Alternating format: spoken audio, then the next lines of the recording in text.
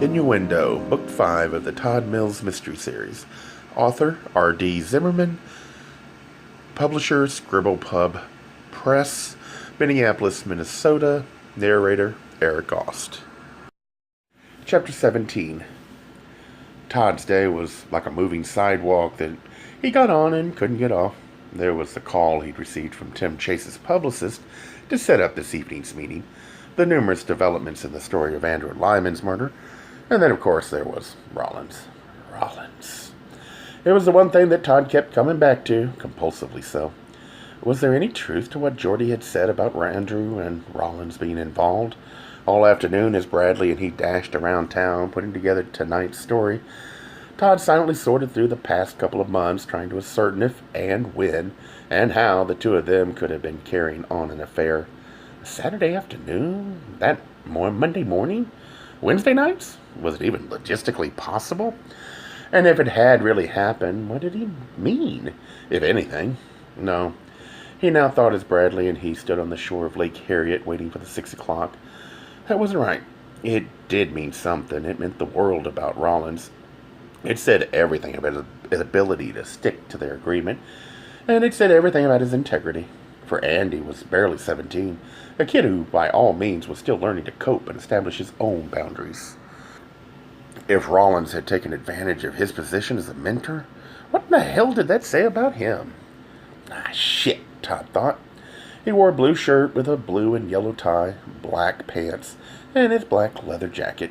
In the field, he never wore a coat and tie, especially not a suit, because while he wanted to look professional, he wanted to look like what he was, an active investigative reporter.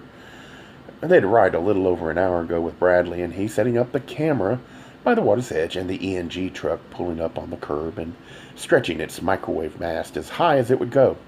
For the 5 o'clock, Todd had done a voice out where he'd talked live to the recorded pictures for some 35 seconds. As voice outs tended to be, it was also a little rougher, more immediate, and after a soundbite from the police chief, the video had come back out to Todd, and he'd done a quick tag as they now approached the 6 o'clock.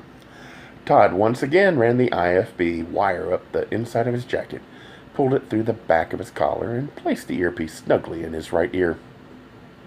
Not more than 2 seconds later, the quiet, distant voice of the news director speaking from Golden Valley said, "Voice check, please."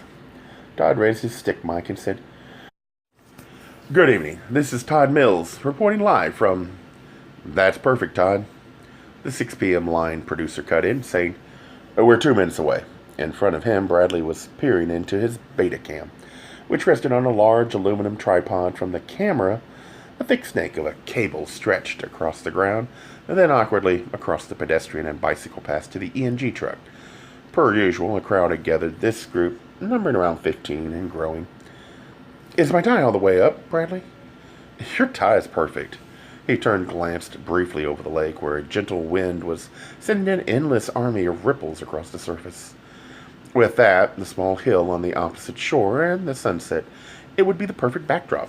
In his mind, he reviewed all that he had learned today, from the specifics of Andrew's bloody demise to a better picture of his home life, to, of course, the most important item, the object the police divers had pulled from the lake. Yes, whatever a reporter learned most recently was always the first information, the thing you gave right off the top. From the inside of his jacket, he then pulled his notebook and read through his notes. Once, twice. The producer, who had these things back-timed to the second, had told Todd that he couldn't afford more than a 10-second intro to precede the 1-minute, 15-second package. "We're 10 from the top," said the line producer as coolly as a flight controller. Yes, everything was perfectly timed. Had to be. A second of dead air on TV was more like an air hour. A disaster to be avoided at any cost. And at least on the computer line up, this was how this thing was scheduled to transpire. Anchor toss, Todd intro, package, tag, ad-lib. 5 from the top. Todd glanced at the base of the tripod, saw the small monitor aimed up toward him. A second later, a color bar appeared. Moments after that, the end of the national news came on. As soon as that concluded, WLAK's star anchor, Tom Rivers, appeared, always dapper and now in a navy blue suit with an off-white shirt. A truly white one was much too stark, too contrasty under the lights, and a tasteful tie with ribbons of blue and red. That full head of hair, those big white teeth, the perfect cadence of his voice. Every time he was on camera, it was obvious why he was worth millions, particularly in the Twin Cities, which had one of the 3 highest production values in the country. Good evening.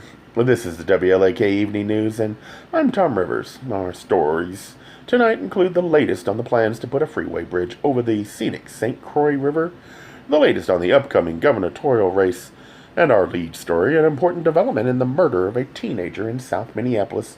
He turned to stare into another camera and, reading the teleprompter, said, "As we reported last night, shortly after 9 p.m., yesterday evening, police were summoned to an apartment building just off 25th and Bryant Avenue South, where they discovered the body of a young man, Andrew Lyman, who was a throaty secret agent.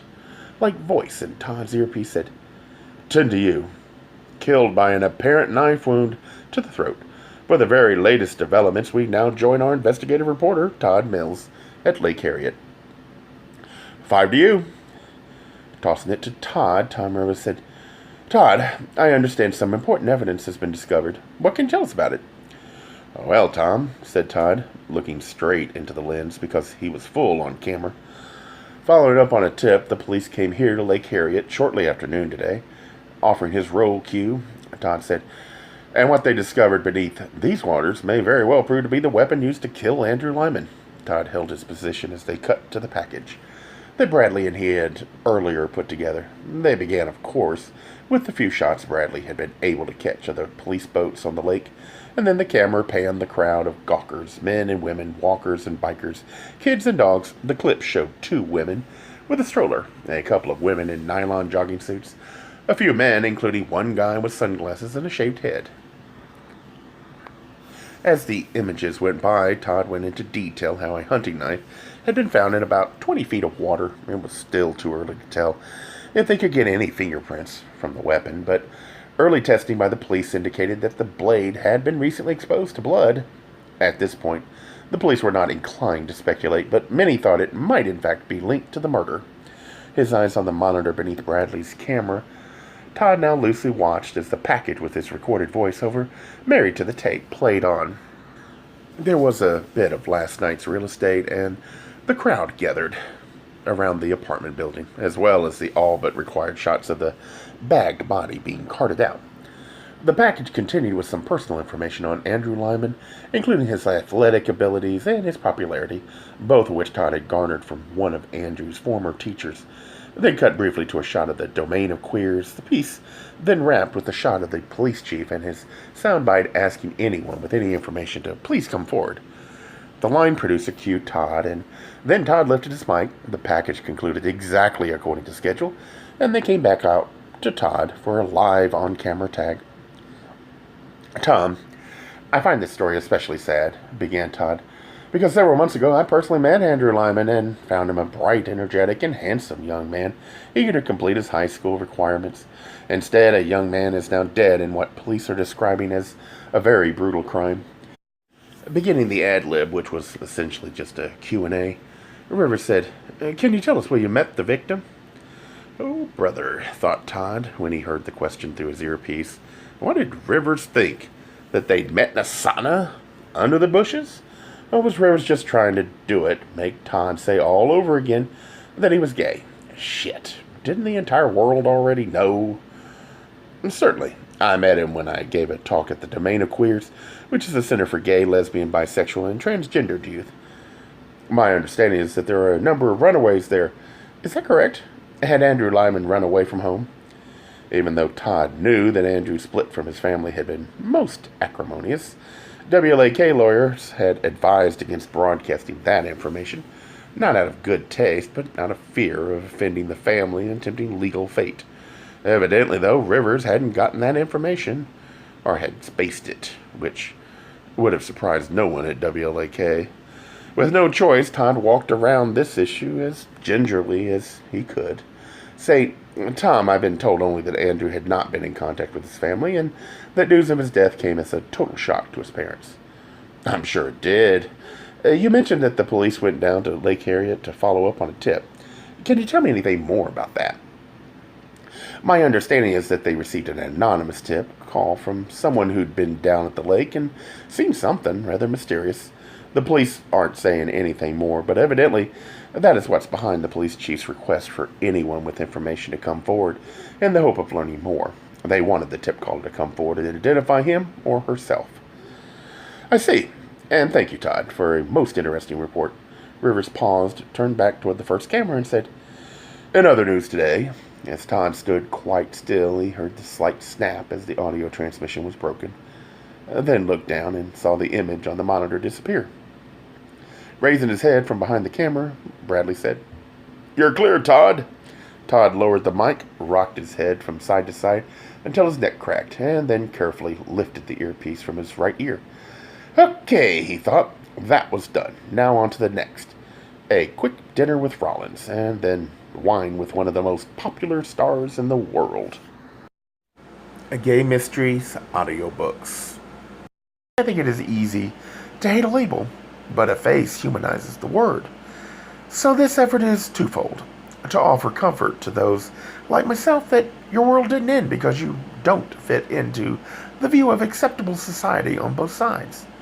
And in hopes of helping those with family that are LGBTQ, that it doesn't mean we are aliens from the child they once knew. Reassure them so they can maybe be supportive at the same time, being true to their values.